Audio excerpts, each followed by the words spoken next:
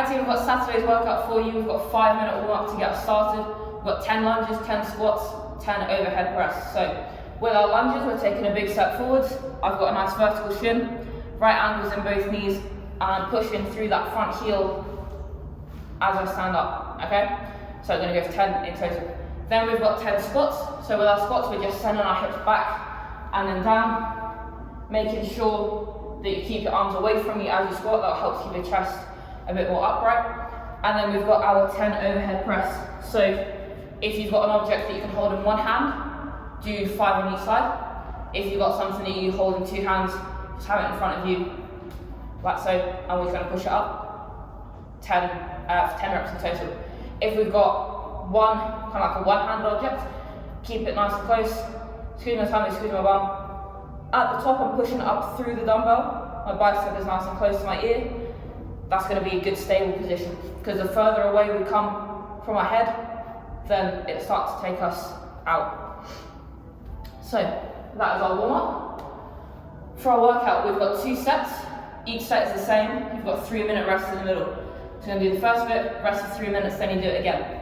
Your set is 24 reps of V-ups and single arm thrusters, 16 reps of V-ups and single arm thrusters, then 12 reps of V-ups and single arm thrusters.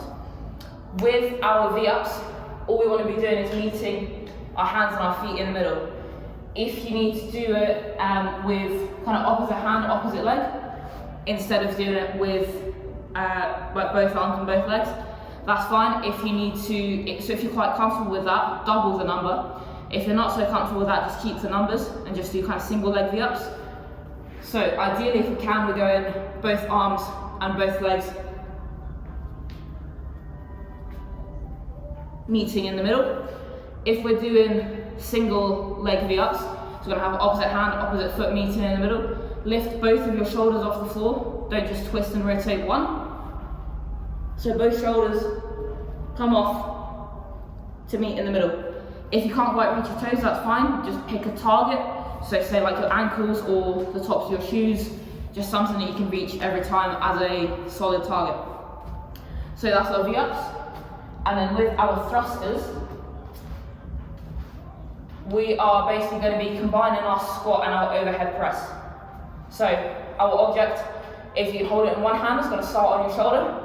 We're going to squat, so hips back and down. And then as we drive up, I'm going to press overhead. I'm using the power that I get when I come up from my squat to press my object overhead.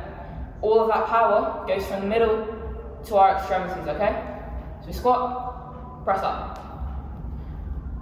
Don't start squatting down until the object is at your shoulder. If you start squatting down here, you can't do 2 things at once.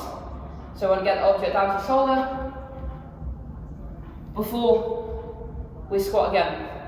But as I say, if you link them together and it's a nice smooth movement, that's going to be the most efficient. If you've got something that you're holding in 2 hands, still do the same number, so still 24, 16, 12. We're just going to hold it here. My elbows are going to be in front of my chest, so they're not going to be back here, because then my object's going to fall. If our elbows are in front, it creates a nice little shelf for my object. Same again. Squat, press overhead. And then just link them all together. So, as I said, we're doing 24, 16, 12.